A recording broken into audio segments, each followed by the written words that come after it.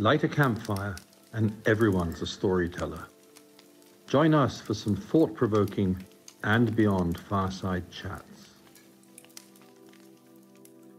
Welcome to Leave Our World a Better Place. For today's episode, we're going to feature a live panel discussion hosted by and Beyond to discuss the impact of the COVID-19 pandemic on conservation in Africa. The discussion is hosted by ecotourism, environmental education, and community development specialist Sue Snyman.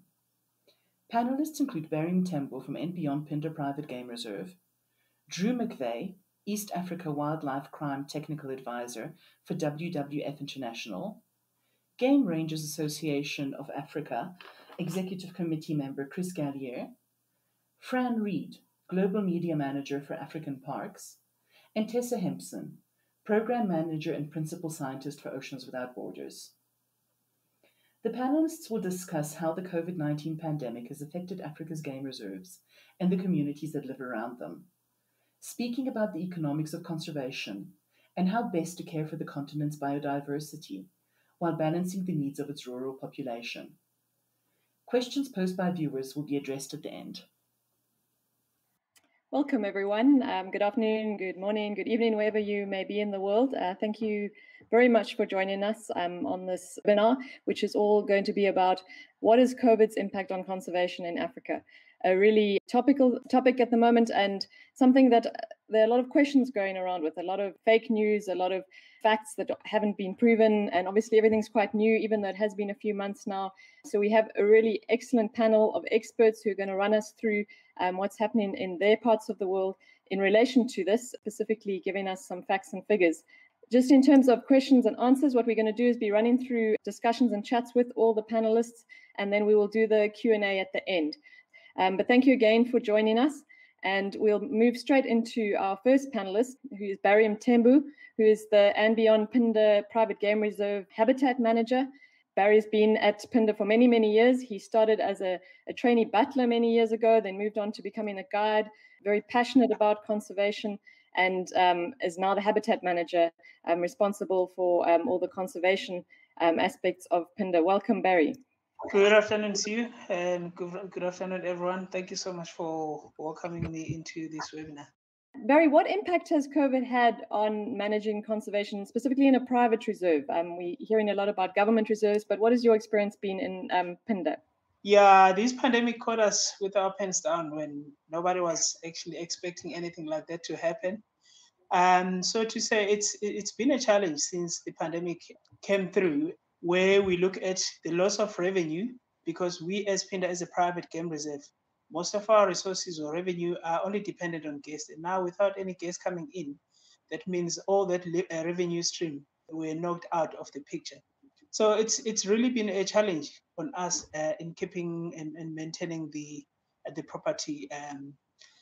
A lot happened, Sue. We're looking at quite a lot of things where, again, as I've mentioned, Phinda being a private game reserve, a lot of our revenue streams comes from tourism funding, where also a lot of our revenue stream comes from Munyawana conservation fees, in such a way that we have, or we as a Munyawana, we always make on annual basis about 2.7 million rand in the Munyawana conservation levies fees, or let me say about 30 or 40% of the conservation levies, and all of that has dried up. And now the question was, how are we going to carry on run this property, as there's no revenue stream that has been coming.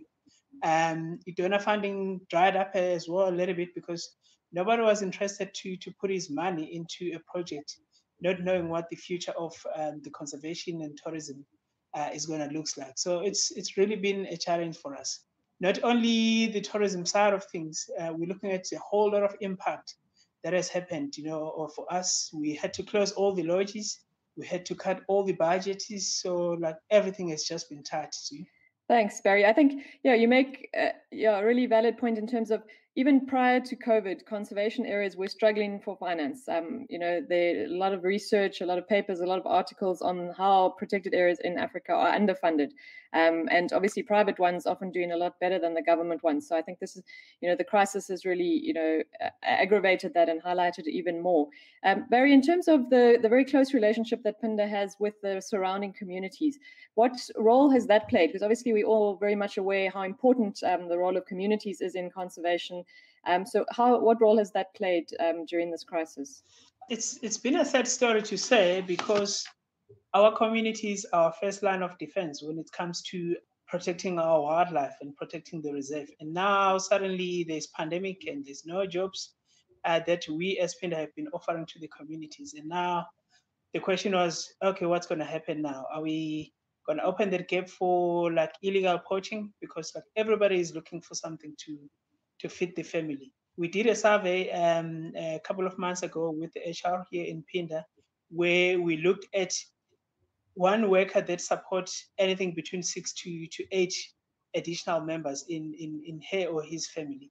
So that a lot has actually also added a lot of stress into the family members in the communities. We looked at a lot of things that, as you've asked about the relationship between us and the communities, we were being able to create a small job opportunities, which we were giving all those opportunities to the surrounding communities that we were closely hand in hand with. But everything happened, and then we didn't want to risk a lot in minimizing actually the risk of spread of this disease. We had to stop all those projects. We were working with teams like alien plant removal and bush encroachment, which is part of our land management schemes.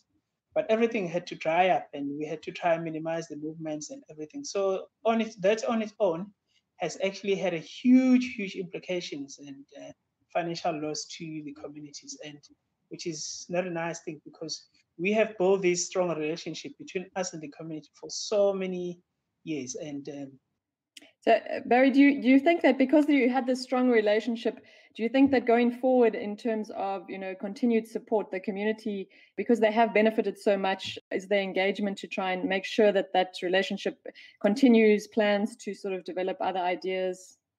Sorry, I'm putting you a bit on the spot here, but from your perspective, in terms of the actual conservation side of it, do you think that strong relationship has helped during this time? It has indeed helped. So to be honest with you, because like we were thinking with a lot of people losing jobs, and there was going to be increase in poaching in this reserve. There was going to be increase in illegal activities of bushmeat. But I must be honest, we haven't had so many issues. We haven't had so many run-ups. So that all boils down to all the years of investment that we've done with the communities. And like going forward as well, we as part of the management from the reserve had to ensure that we engage a lot with the local headmen, the local chiefs in the communities, just to give them some hopes that, what this shall pass too. We actually initiated some other conservation project, like a community conservation course, just to give something back, to the local communities as a way of saying that, we are all together. We can't say because there's COVID now and then we're leaving you all outside there. We have to re-implement again our bush encroachment control. So now I'm currently working, which I'm excited. I'm currently working with quite a lot of community contracting the property. Just again, like to give them that something in able to feed their family. So yeah, we can't drop the ball, and we have to keep going. Yeah, I think, Barry, that's a really good point in terms of these partnerships and collaborations now. They're more important than ever, really, to try and, that we are all in this together. Well, thank you very much, Barry. We'll definitely come back to you a little bit later in terms of the questions and answers.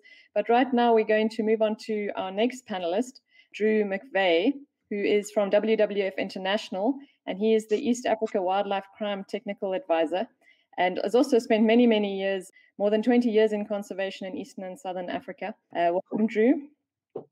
Hi, Sue. How are you today? Good, thanks. So Drew's based in Nairobi, and we're going to hear a little bit of a different perspective. So we're moving from Phinda down in South Africa up to a more East African perspective. Drew, how are conservation areas, tourism, and communities in East Africa standing up to COVID at the moment and over the past few months? So when we think of protected areas, we need to work out in a scale. So I'm going to start outwards as East Africa and then work my way down. So if you look at COVID, like much of the world, it's had a huge impact in East Africa. The GDP for the region is forecast to decrease by 4.7% in 2020, which is a huge loss. On top of that, protected areas in the region are estimated to contribute something like $48 billion to in-country expenditure, which is virtually stopped. So that has a really big impact on it. And that's really tested our models of protected areas, as you mentioned earlier and Barry alluded to. You know, our biggest success stories are the success stories where revenue is coming from tourism, and those are the protected areas that are the most vulnerable at the moment. The iconic reserves like the Serengeti, the Masai Mara, the Virunga Mountains, and those sort of protected areas which everyone associates, which have been hit hardest. And the knock-on effect is that it's really impacted communities who are directly dependent on reserves for jobs linked to tourism and other forms, but also the government surrounding that. So this also means that as a direct result, these economic pressures have impacted the way people view natural resource. So we've seen increased pressures on conservation landscapes as more people want to do farming to try to substitute revenue sources, or are driving cattle into reserves, looking for grazing, as there's that much pressure and more significant. And, you know, what we are starting to see, and we're cautious about making too big a statements on this because we've still got to be careful about attribution.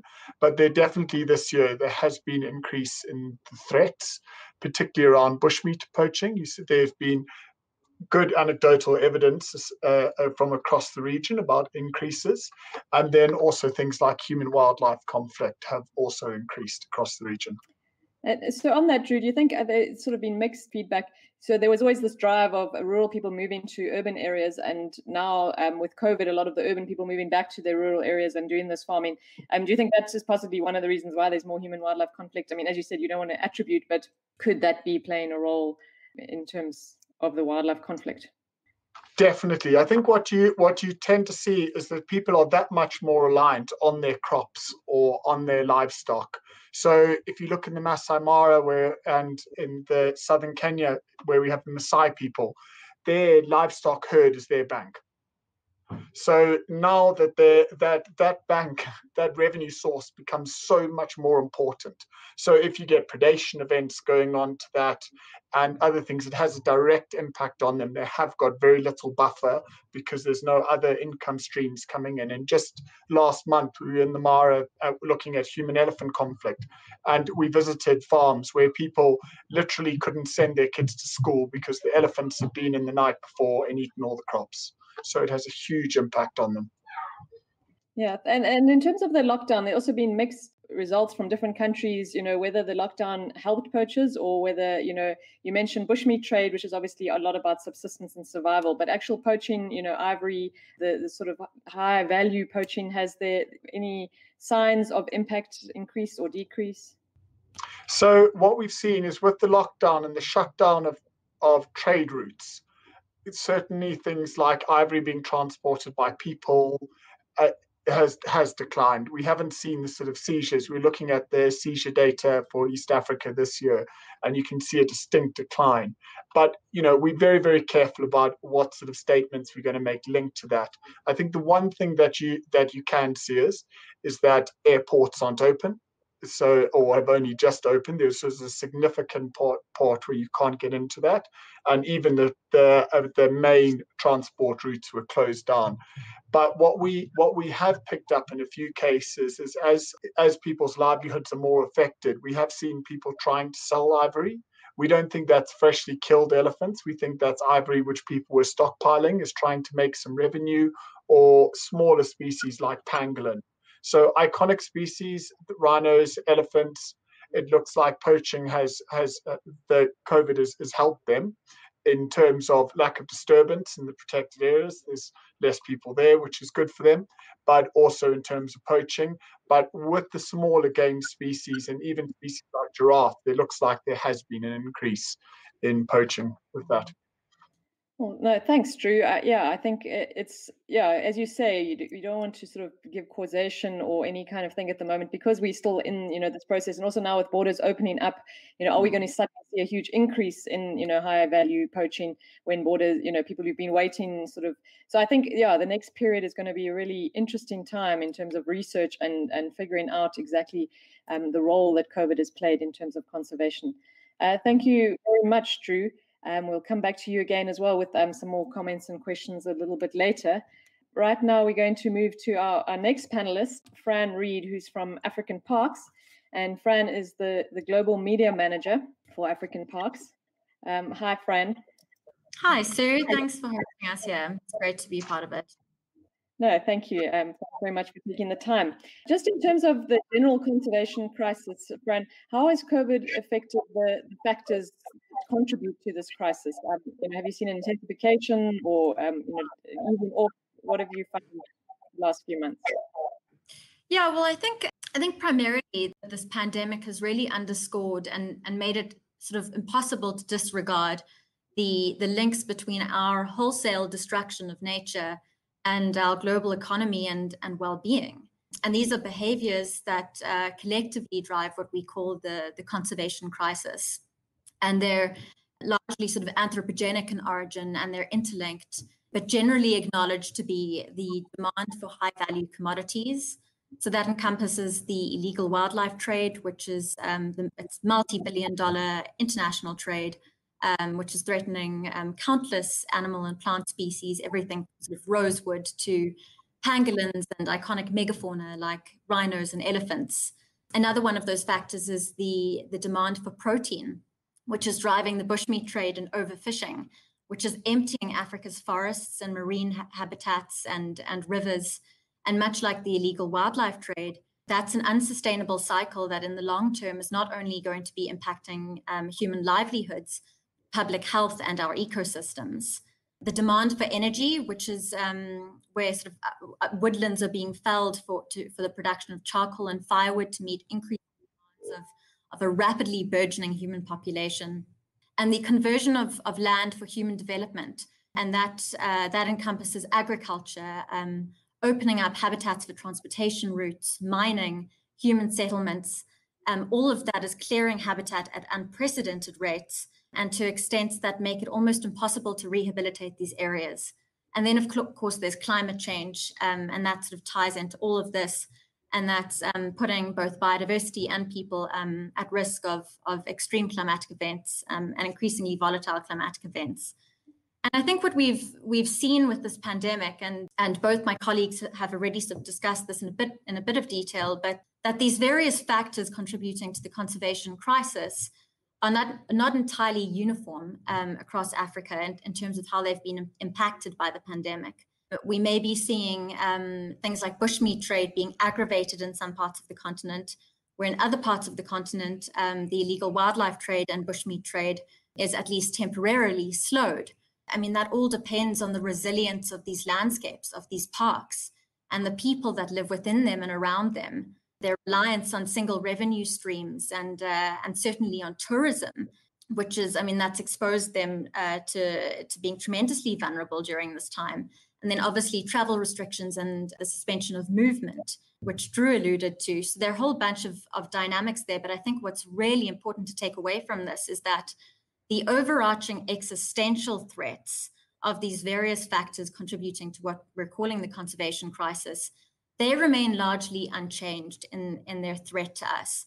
And they will be until we start addressing the source of them, rather than the symptoms of these global shocks. I mean, even before the pandemic, we were paying too heavy a price. Our actions have put 1 million species at risk of extinction, severely degraded 3/4 of the planet's land surface. And in terms of public health, 70% of emerging infectious diseases are zoonotic in origin. It's really essential that we start recognizing the contribution of these ecosystems biodiversity to our global well-being and economy, and we start adequately investing in nature-based solutions, the restoration and protection of these landscapes. Because what we do to nature, ultimately, we're doing to ourselves.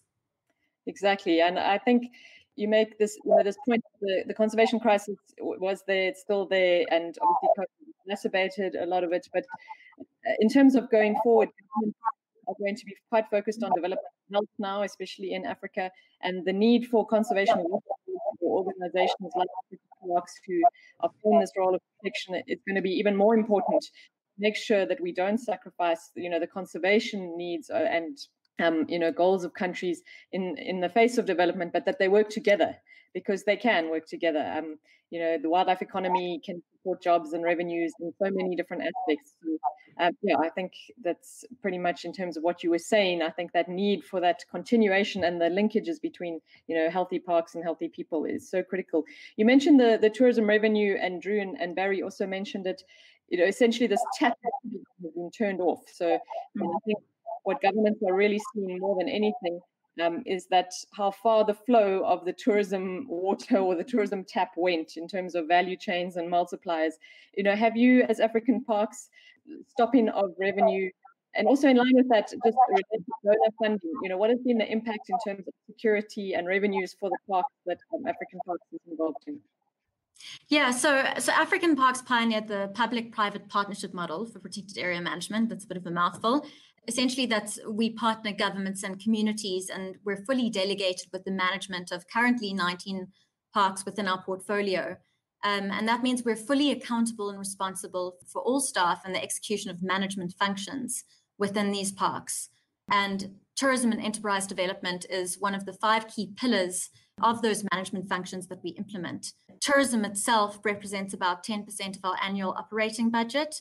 So of course that was immediately and dramatically impacted by the pandemic and related travel restrictions. What we had to do was really look at our cost base and make sure that we could get back to a place where we were pre the pandemic. But one of our requirements going into any formal management partnership is actually having line of sight of the funding solutions that we can implement.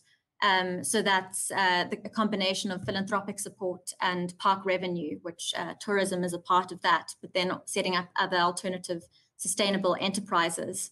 And we've been extremely fortunate, thanks to committed donor base, that through this pandemic, all parks have remained fully functional and all staff fully employed. And in fact, our rangers didn't miss a single patrol day throughout the pandemic. So we've been able to keep these landscapes safe for people and wildlife, and that's our priority. And I think what's also been important has been to continue to support communities and help them to maintain enterprises like conservation agriculture and selling produce. That gives them resilience too, which is essential for the landscape. Yeah, so you mentioned your donors have stuck with you. Have you seen or heard in the industry in general, donor funding? Because there's a lot of talk in the media about donors, taking money from conservation into health and development. Have you seen any of that? Not specifically in African Parks. It sounds like you have quite, the good donor relationships, so they've stayed. But have you seen any or heard anything about that? I think there are multiple things at play here and reasons for philanthropic support being pulled or redirected. But I think certainly in any economic downturn, there will be an impact on philanthropy in some way. And conservation, I think, has seen the effects of this in this pandemic. It's kind of been anecdotal, but I think that's certainly the case. It's also impacted how we're engaging with donors and with people. I mean, they can't go to these landscapes, so we're using platforms like this. But I do think that this pandemic has been a clarifying moment. And what we're seeing is that generally people where they can are more committed than ever to helping to build back more sustainably. And we have a responsibility to being part of that solution. So I think certainly conservation and the protection of our environment is being identified as one way of mitigating these types of global shocks, ensuring that they don't happen or they don't recur, and building some resilience so that we can withstand them when they do recur. So how can we work around the current pandemic to ensure the sustainability of conservation areas? So you've mentioned the donors and the tourism, but obviously right now, or certainly the tourism is not going to be back for probably 6 months to a year. So how can we, ensure sustainability of the conservation areas as much as possible now and going forward? At African Parks, our goal is to each park, each protected area as socially, environmentally, ecologically, and financially sustainable as possible in the long term. And really, our model relies on 3 core ingredients to lay those foundations towards building sustainability and enabling us to scale that footprint.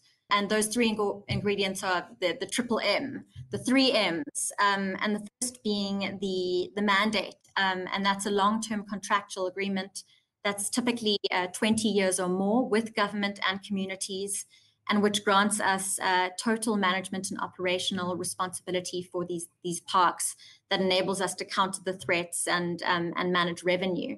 The second M is money, is implementing funding solutions based on complexity and scale, and that's alongside park revenue, which is looking at and identifying opportunities to establish viable enterprises, and that coupled with tourism development where that's possible. And all park revenue then being optimized and reinvested back into the parks to reduce donor dependency over time. And then of course, management, that's the third M, because good governance is absolutely critical. So every park in our portfolio is established as a separate legal entity within the host country, where it's got its own board of directors, which represent the various partners involved. So that's government, communities, and African parks. And we're responsible for implementing management functions. And those are all based on those 5 key pillars, which are law enforcement, community development, tourism and enterprise development, biodiversity conservation and management, and infrastructure development. So, while this pandemic has unquestionably knocked the sector and multiple sectors, but particularly in places that are more reliant on single revenue streams and particularly on tourism in this case, we find that having these 3 ingredients within our model are really essential in building towards that sustainability and our ability to scale. And it is a model that has shown itself to be resilient to emergent threats.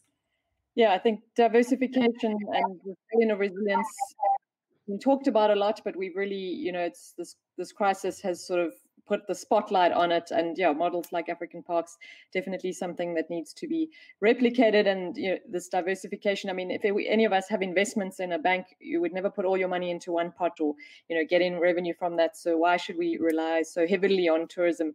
Not that there's a lot of talk as well about tourism. We mustn't rely on it all, but there is a role for tourism as one of the suite of options of the financing. So thank you so much, Fran. That was really interesting. And look forward to the question a bit later with you again. Thank you, Fran. We'll move on to our next panelist, Chris Galliers, who's from the Game Rangers Association of Africa. Welcome, Chris. Chris is an executive committee member of the Game Rangers Association of Africa, and also has many, more than 15 years of experience in conservation. Welcome, Chris. Thanks very much, Sue. Nice to be here. So, Chris, in terms of the Game Rangers Association, just to explain to everyone, what is the role of a game ranger in wildlife management generally? And then we'll come to the current COVID challenges. Yeah, that's a very interesting one, and actually one that we're dealing with at the moment, where we're trying to define what a ranger is. What is the role of a ranger? So at the moment, what we've got a definition which looks at a ranger who is mandated as a professional guardian of species, habitats, and ecosystems. And also importantly, which people often don't normally consider, is that they're also involved in the sort of cultural and historical heritage conservation as well. And they also play a very important role in terms of protectors of the rights of people entitled to the use and enjoyment of resources as well. They represent authorities, they can represent organizations, or they can be members of a community and represent the community themselves. They can work in protected areas and conserved areas, and a wider landscape or seascape. We mustn't forget the ocean component as well. The rangers play a very important role there. in protecting that. So all round, very important role in conservation, but also form the bridge between the human and sort of biodiversity component, managing that interface. So yeah, the role of a ranger is very diverse. I mean, you mentioned all the cultural, historical, conservation aspects. How has COVID impacted on that role? What are the additional challenges that COVID has brought to this role of game rangers in conservation areas? Yeah, so I think the first thing was that rangers probably across the world, not just unique to Africa, was security of their positions. We've heard from the other speakers around the concerns of tourism and the money that brings. Also, channels of funding drying up or not being able to get to the places where they needed. So that probably was the insecurity of the positions of rangers was a big concern, particularly those in government employment. Government obviously relied heavily on donor funding in some cases, particularly in parts of Africa, or they also had very small budgets. And then COVID came along, and a lot of the funding has been directed elsewhere to healthcare, etc., and not necessarily back towards conservation. So that was a big concern, and is still playing out as we speak. The other one that people haven't really realized is the actual professional development. We sort of put on ice the ability to train people, not only just to develop more rangers and new rangers, but also in terms of retraining. It's a very important part of a ranger's role is the retraining components. So to develop those specialist skills that are required in the job. And I think that because of COVID, and the ability of trainers in some instances to travel to carry out the training. The funding for that training has also been a challenge. And we've heard about the increase in poaching, particularly around bushmeat and also within our marine areas as well, our freshwater systems in terms of overfishing, etc. Those are a big concern, and also increased human-wildlife conflict, and possibly not so much the increase in the conflict, but the ability for rangers to actually deal with it. A lot of the challenges has been around having the funds to carry out operations. So the operational day-to-day ability to put fuel in the tank, for example, has been constrained in a lot of places. So it's prevented the ability of rangers to actually do their job. So that has been a huge challenge from a professional perspective. But there's also the personal element that we mustn't forget about.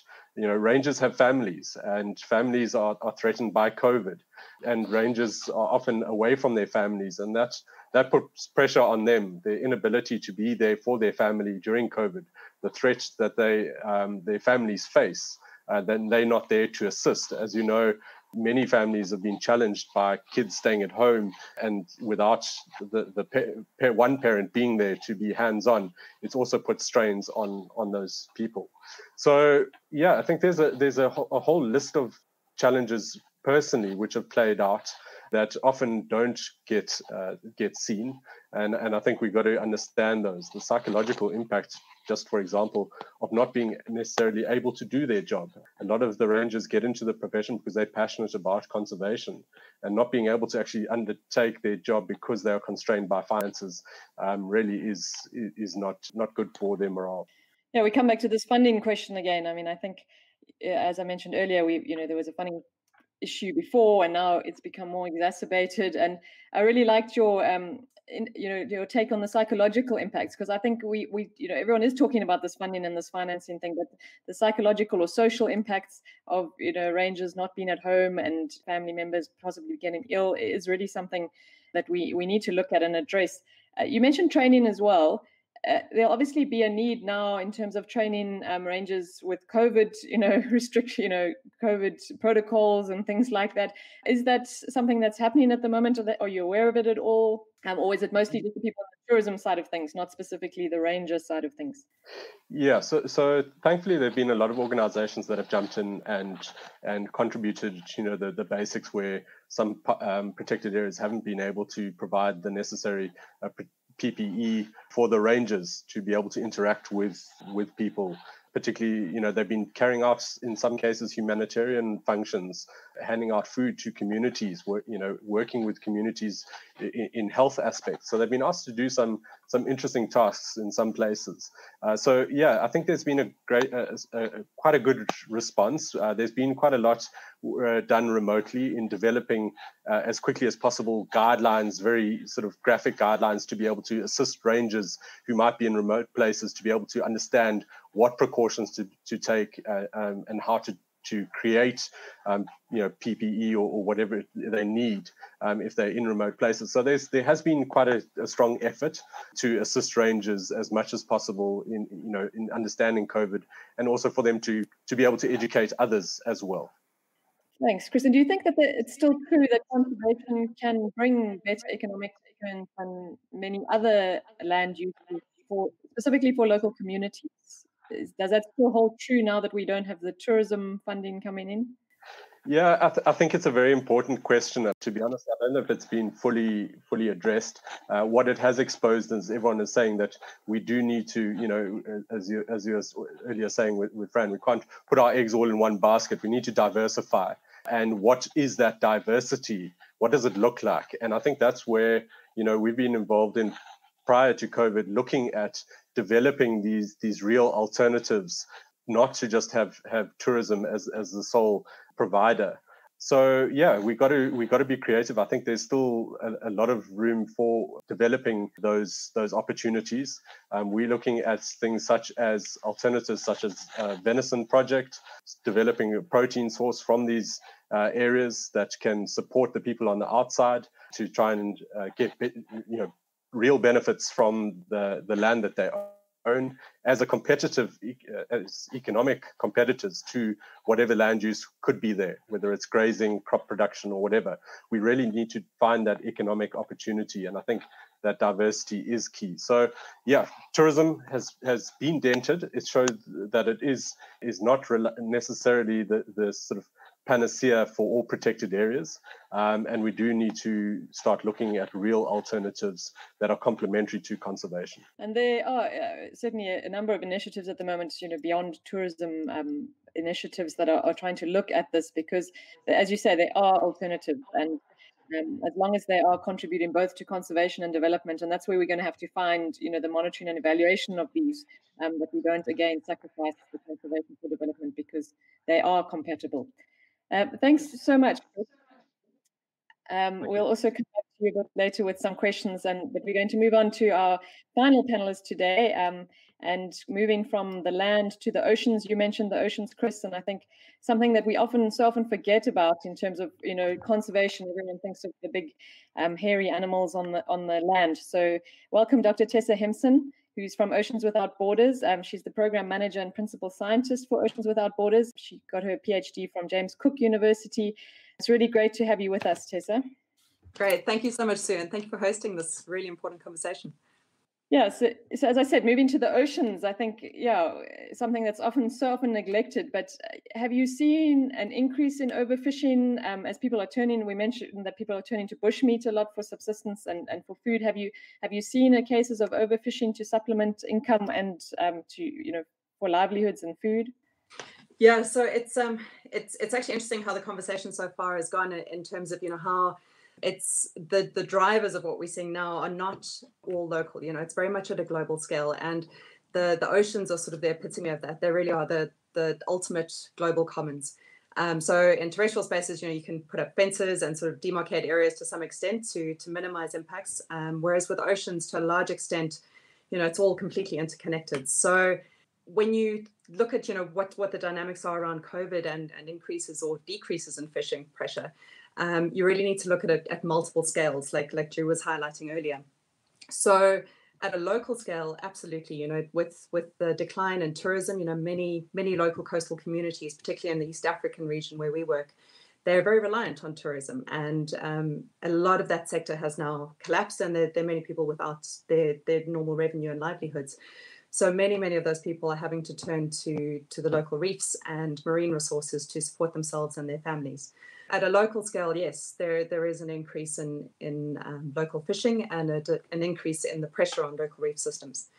But then at a global scale, it's actually a really interesting dynamic, because in many cases, we're actually seeing a decrease in the demand for seafood, because a lot of the seafood market internationally is actually driven by the hospitality and tourism sectors.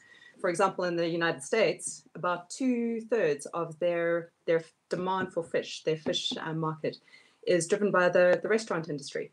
And because of COVID, we've been, none of us have been going to restaurants for months. So that demand has decreased significantly. There's also been a very strong decline in shipping and the export markets. A lot of ships have been locked down offshore. Crews on ships haven't been able to exchange.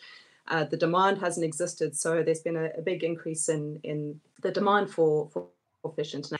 These dynamics, they play out at various different scales. So while it might sound like a good news in terms of overfishing globally, there are estimates that it might take 10 to 15 years or more of really strong management of our oceans fisheries to actually have an impact and to start getting towards some sort of sustainable model for fishing. At a local scale as well, the loss of income and revenue from the global economy it's impacting very heavily on the millions of people that rely on marine resources for their livelihoods. The knock-on effects of that, I think, is going to take a while before we really see the full implications of that. And quite possibly one of those is going to be driving increased overfishing. So you mentioned this global scale. So the illegal, unregulated, and unreported fishing. Any thoughts on that? Has the lockdown helped to sort of manage that at a global scale? I mean, I'm just thinking of the example of Gabon, where like 85% of the fish that are fished in Gabon are foreigners, and a lot of it is illegal and unreported and unregulated. Any thoughts on that?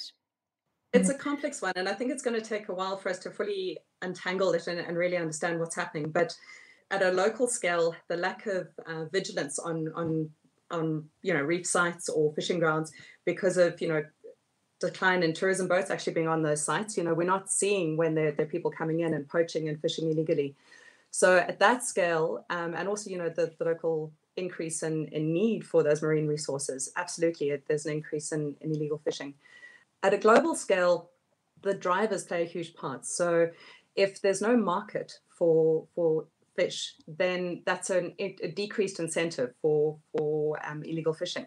But at the same time, same as at the local scale, is if there aren't tourism boats or if there aren't commercial ships out there, it makes it easier to make poaching happen. So maybe you can jump in and grab the market. It's complex, and it's changing rapidly. As countries change their lockdown restrictions, tourism opens up, closes down, restaurants and public gatherings and those sorts of spaces open up or close.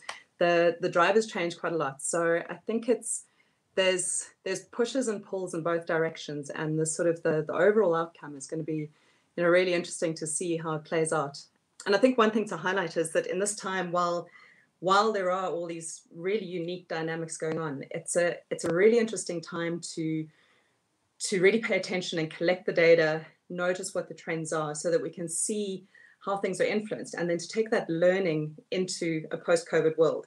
So now, while we don't have high levels of boat pressure from unregulated tourism on a reef, we can see how does a reef respond? How much pressure do you have to take off to make it operate in a healthier way? So, and the same in terms of global fishing markets and restaurant demands and all those economic drivers. It's a massive global experiment at the moment. And if we take the learnings from this period, I think we could really change the way we do business on the planet in the future, which is ultimately massively integrated in ocean health. Definitely speaking my language with data. Being a researcher myself, and having just done some research on the wildlife economy in Africa and the lack of data, I think this is a critical time, as you say, to really, even the lack of tourism vehicles in protected areas on land as well, what has that impact been? And as you say, we try and form these marine protected areas to see the impacts on reefs and fish and that, but we've sort of had this forced in other areas. So yeah, I think an excellent time to really, so any students listening to us, please contact all of us. We've got plenty of ideas for data that needs to be collected.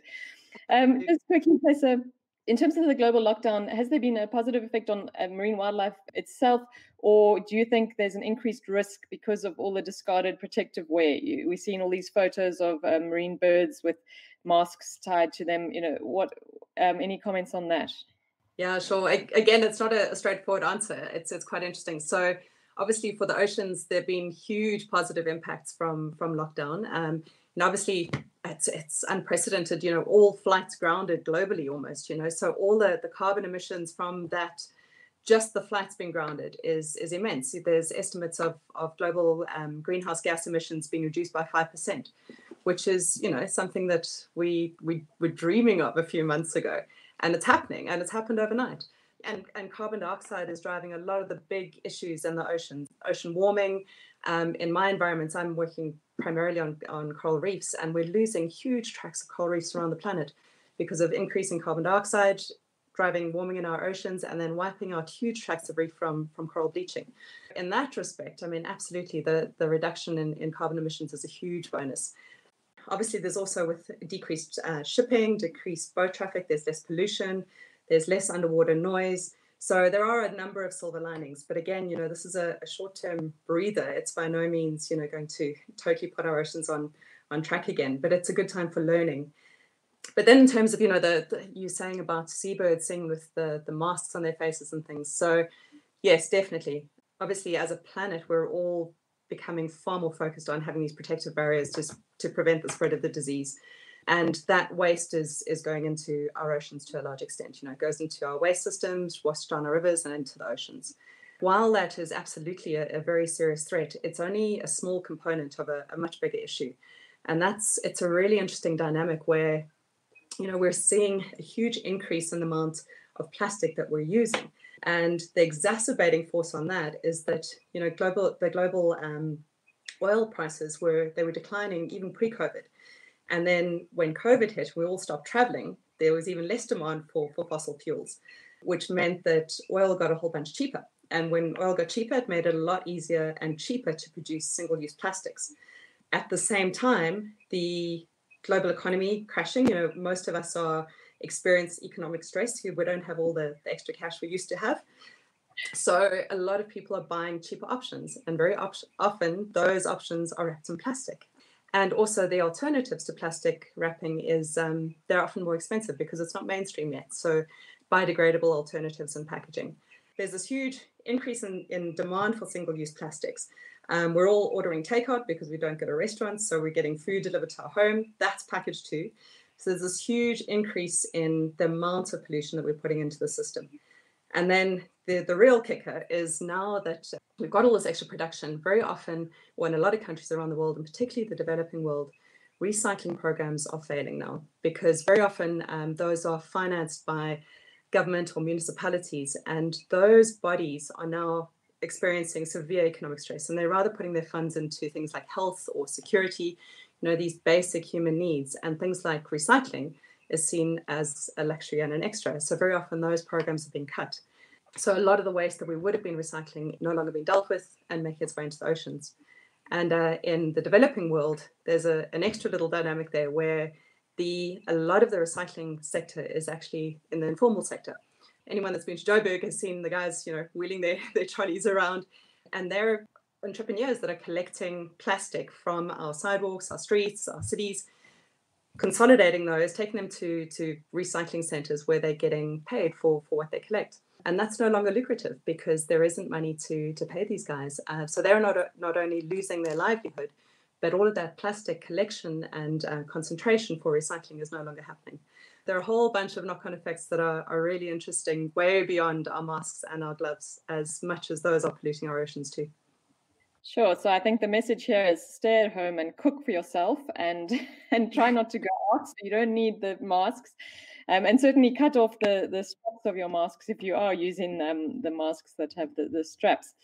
Thank you, Tessa. That was really, really informative. And I think, food for thought, because I think, as you say, we were all on this sort of trend of recycling and, reduce, reuse, recycle. And now, you just see people using plastic right, left and center for, protective wear. So, something we really need to give thought to.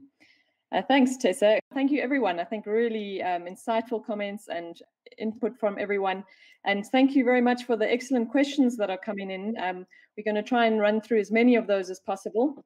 The first one is from Sandy Armstrong, who's in the US. Thanks, Sandy, for your question. With the loss of revenue due to COVID, how is the community doing? And have the animals been safe from poachers? I'm going to ask Barry, just given that Pinda's, so involved with the communities there. Barry, you did touch on this a little bit in the beginning. How are your communities doing overall? Thanks for the question, Sandy. Yeah, the community has been doing so well. Due to, again, I'll go again in saying that due to the relationship that we've had with them, because they are buying into the idea. They all understand what we are at the moment and what this pandemic has brought into us. You know, like as I've said earlier, that we had to engage quite a lot with the local leaders and say, listen, there will be a green light at the end of the tunnel. So let's all keep doing what we've been doing for the last couple of years. So, you know, like they've been very, very positive about that one day, you know, that this will pass as well. And then life will be back into normal. And then in terms of the animals, again, I've mentioned earlier that our communities are our first line of defense. You know, they've been playing a huge role. Chris, my colleague, mentioned earlier that sometimes game rangers can be defined as some people that works in the communities, which we are as people that work inside the reserve may not know about them. But luckily, we have people like those in our surrounding communities that keep tabs with us and ensure that, you know, like if they see any illegal, suspicious activities, they do alert us because they're from the neighboring communities. They live right next to our reserves, and they know that if they also perpetrate that, you know, people come and poach and kill these animals that we have, that's going to be having a huge impact on them in the future. So animals have been safe, and as I've said again, we haven't had a lot of incident and incursion in our property. Thanks, Barry. The next question is from Jared Chan, and I think, Fran, I'm going to direct this to you just because African Parks does engage in a lot of tourism. Jared is asking, how can travel industry stakeholders, agents, tourism bureaus play a role in conservation once restrictions ease, and are there new marketing directions they can take? Just being mindful of where you're traveling to, where you're directing people to travel to. You know, really, you're wanting to optimize the support that's going to conservation areas, and looking at the work that's being done in some of these places that are being restored and transformed. And yeah, I do think that, I mean, just optimizing the revenue that ends up being reinvested in the park, that ends up on the ground, that contribution is really important. And I think that can be optimized. I think another crucial thing, and I don't think it's come up yet today, but is also the domestic travel sector in these countries.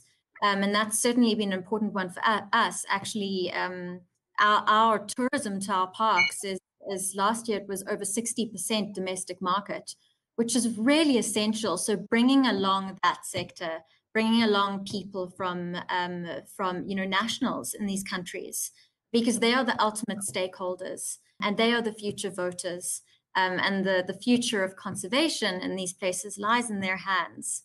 So it's not just the immediate revenue, but it's more of that kind of long-term sustainability factor to it. Yeah, so I think that's essential.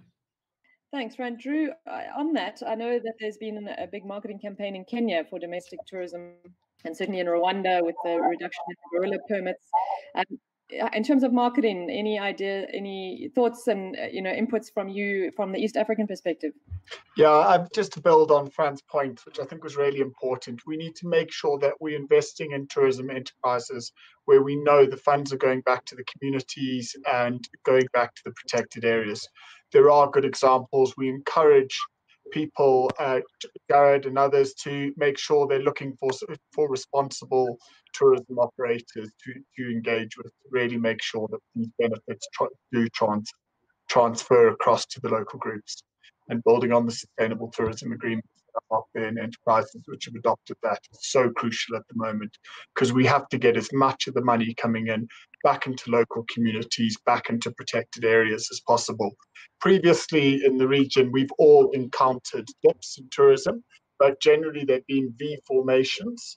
And so we've been able to rebound very quickly. What we know is that the projections are that it's going to take 2 to 3 years to be able to build back tourism sector to what it is currently now.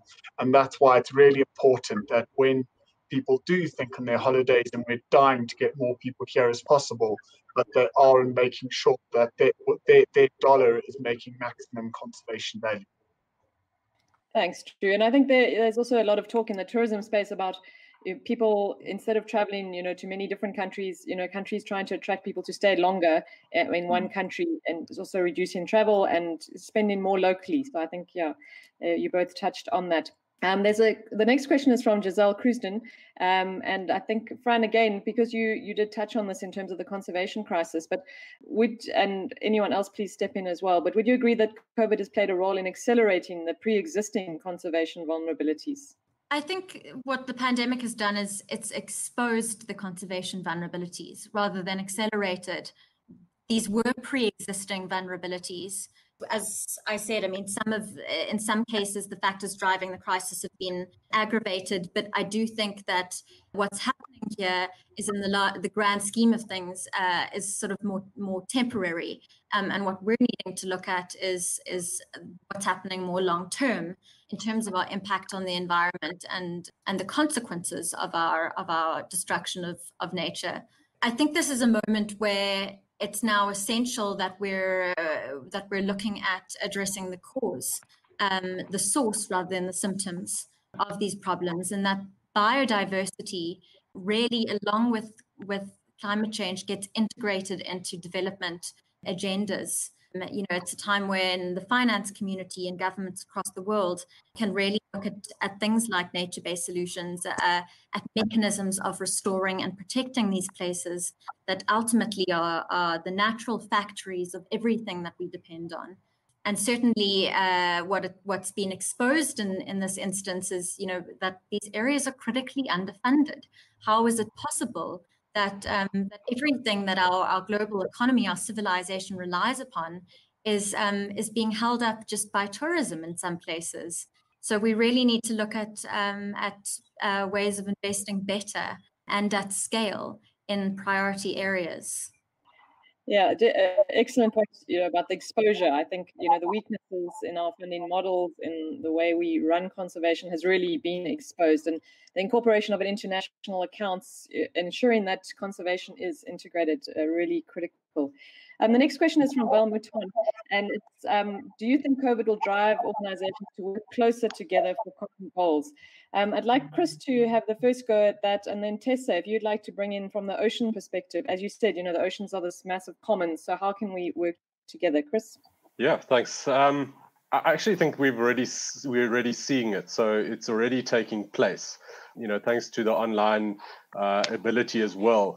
Certainly from a ranger perspective, globally, we've created a new universal ranger support alliance called URSA.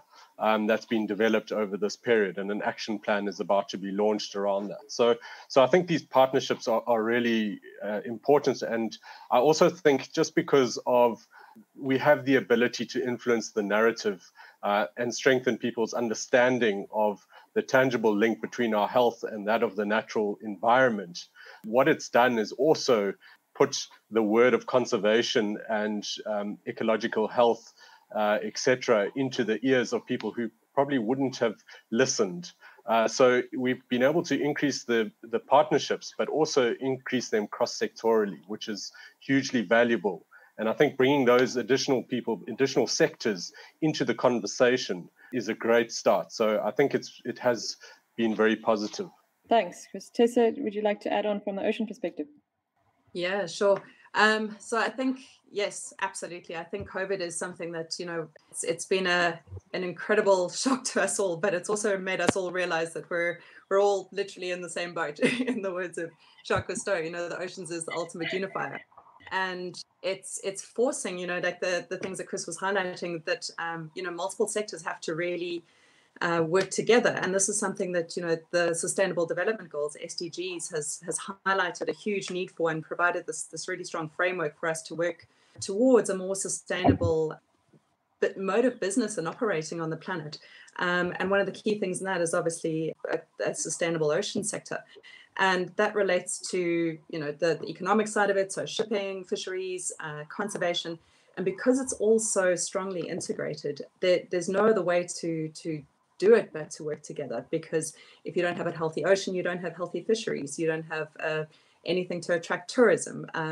You have, communities that are under-resourced and therefore, falling into severe conflict, which has major impacts on the way countries and economies can grow and function. So I think absolutely COVID is really making us realize that we have to work together.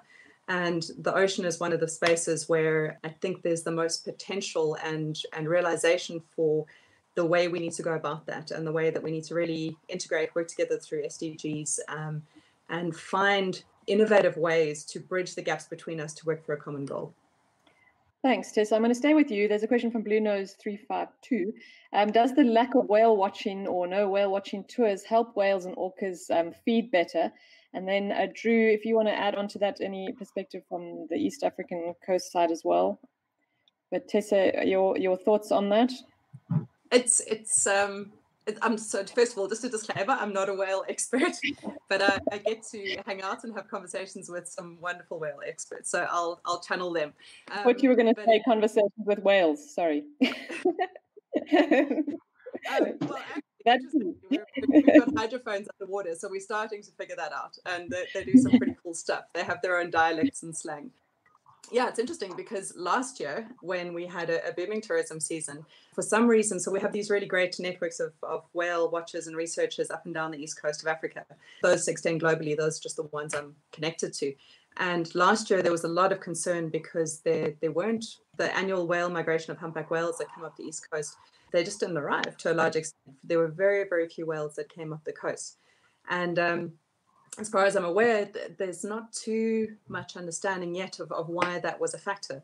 But this year, when there's no one out there out to see them, there have been fantastic numbers of whales around. So it's only the few lucky people that have been out in the water that have seen them.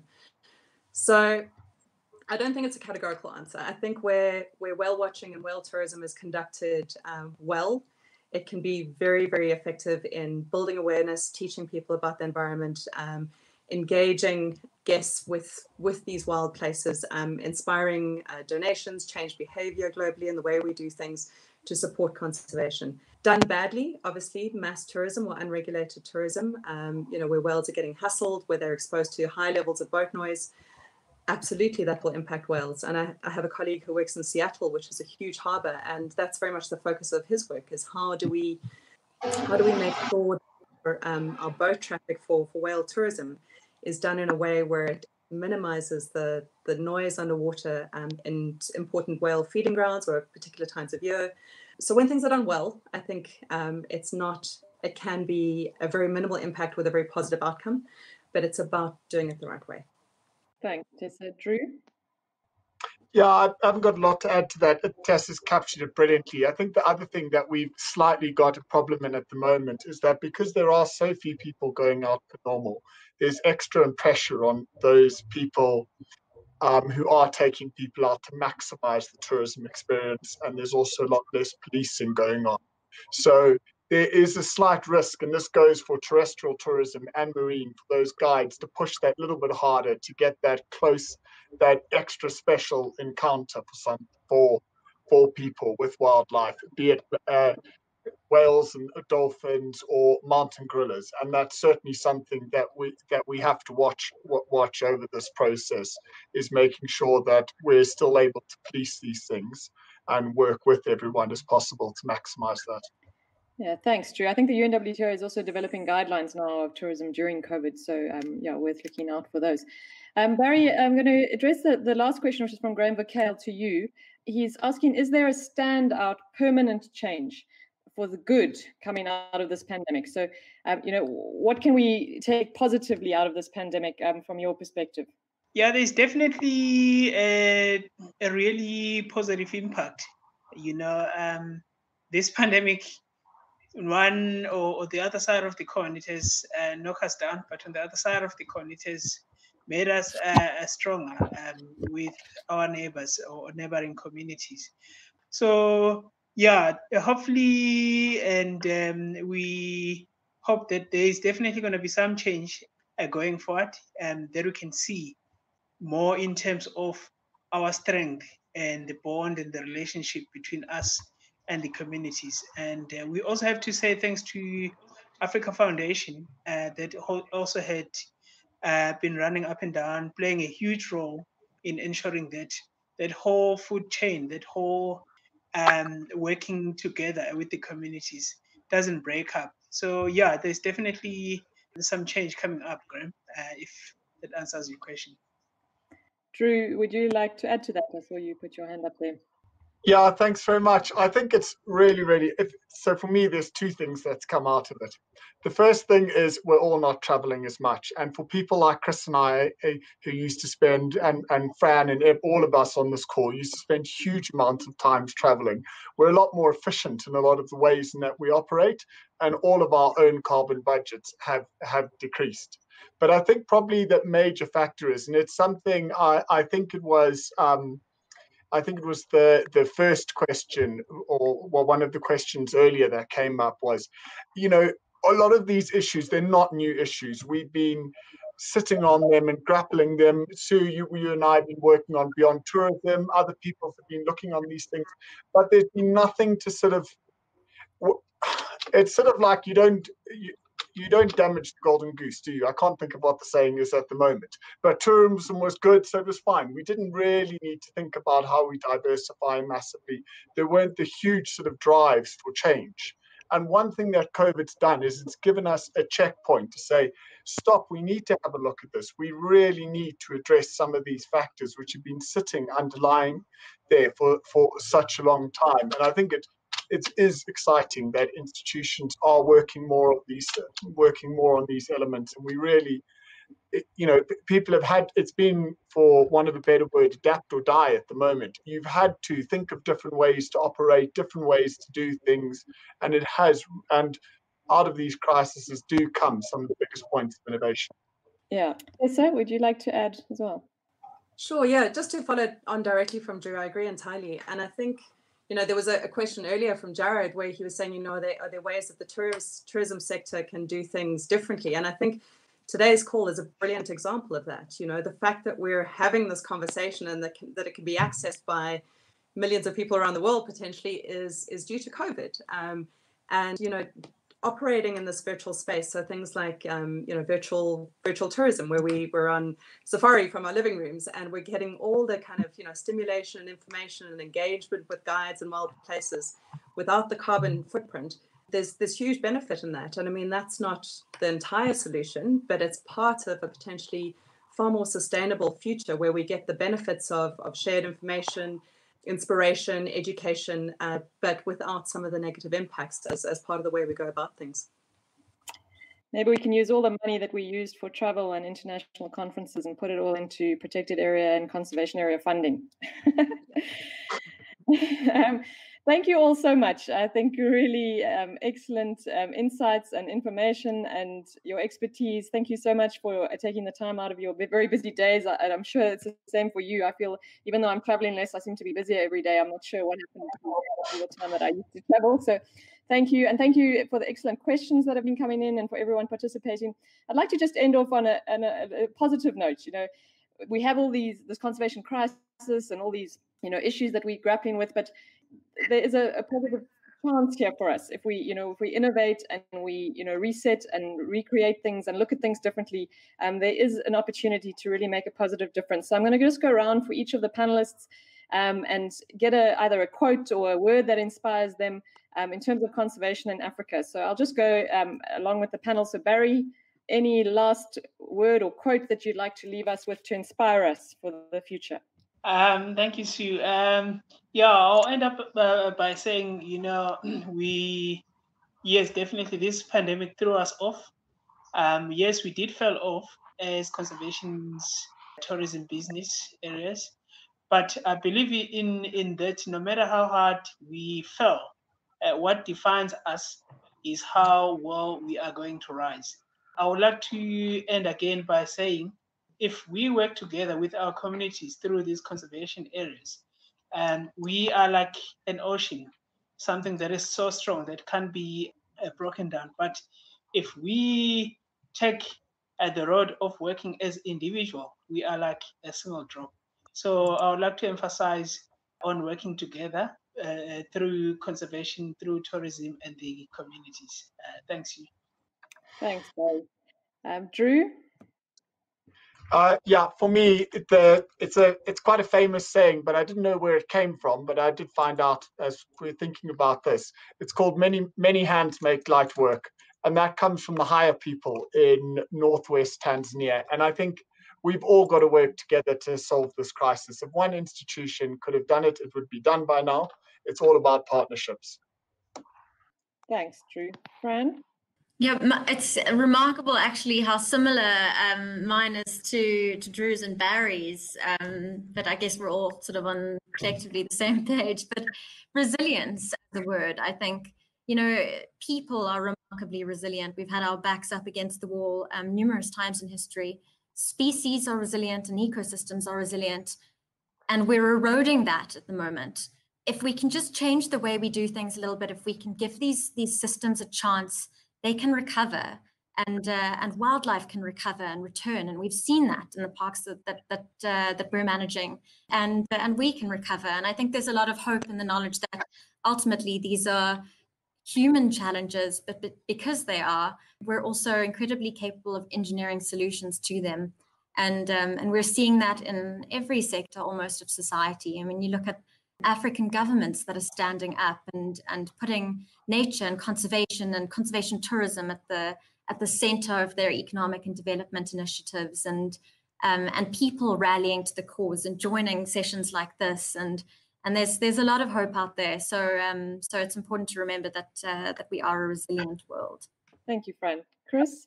Yeah, I think it's a point that I raised earlier is that the COVID-19 situation and its origin has put the sort of conservation community into a bit of control of the narrative, and getting that narrative out there to a broader audience to understand the relationship between humans and the natural system. So I have two quotes that I'd like to end off with, and one is from a paper that I was involved in developing around COVID and the impact on protected areas. And it says that it is a critical time we assert that effectively and equitably managed networks of well-connected, protected and conserved areas provide one of the most important ways in which to strengthen and repair the relationship between people and the natural systems on which they depend. So I think that's very pertinent going forward, particularly in the next decade, as we look to increase our protected areas. Discussions around the 30% increase, which is really important. And then just a final quote, which was in a roundtable discussion that we had as online, which was the benefits of the sort of Zoom communities and everything that have been able to be established out of COVID as well. That's a positive side. Is rangers need us and we need rangers, and that was from Jane Goodall in a roundtable discussion we had with her. And and the problem that we faced with is pretty much human induced, and it's going to take human induced solutions to solve it. So we need to find these, and as Drew and Fran said, it's going to take a collective effort. Thank you, Chris. And Tessa? Yeah, I second all of those sentiments from my colleagues on the panel. I think just from my perspective on the ocean side, I'd like to go with a quote from a woman who I admire immensely, Sylvia Earle, who's done a huge amount for marine conservation. And her quote is, and she's got many, so I encourage you to follow her work, but she said, "With every drop of water you drink, every breath you take, you're connected to the sea. No matter where you live on Earth, you're connected." So that's a lot of what's driven the crisis in our oceans, and but it's also the opportunities. So the really exciting thing about ocean conservation for me during and beyond COVID is that no matter where you are on the planet, you can have a really profound and real daily impact on marine conservation just by changing the way you go about business, because everything we do directly impacts the ocean. If we travel, most of that carbon dioxide is absorbed by the oceans. When we make consumer choices, when we buy goods with packaging or choose to buy less packaged goods, a lot of that is ending up in our oceans and impacting our marine life. So there are a multitude of ways that you can find out how your daily actions can have a positive impact on ocean conservation. And just little pitches. If you need any ideas, we've got an Oceans Without Borders pledge, and I have my badge on, which is on our website. And it gives you a couple of ideas on how you can make a difference on a daily basis. But I think one of the key things is educate yourself. There's so much information available. And then everything you learn, everything that you integrate into your daily life, whether, how big or small it is, share that awareness with people around you. And whether that's oceans or terrestrial or economic or whatever that knowledge is, share it and influence the people you engage with. Thanks, Tessa. So I think, as Fran said, we are all on the same page, which is a good thing. But certainly resilience, diversification, partnerships, collaboration, keywords coming out of this COVID crisis. And I wasn't going to end with it, but I'm going to end with an African proverb that I do love, and I've been using it a lot because I think it sums up what all 5 of you said, is that if you want to go fast, go alone. But if you want to go far, go together. And I think as a continent and as a world, we need to all go together now. So thank you all again very, very much. And thank you so much to And Beyond for hosting this platform and this conversation, which I think was really valuable. Thank you all and take care. Thank you for listening to And Beyond Fireside Chats. Don't forget to subscribe to make sure you never miss an episode. If you have any comments or feedback, or would like to suggest a topic you'd like to hear us talk about, drop us an email at firesidechats@andbeyond.com. We'd love to hear from you.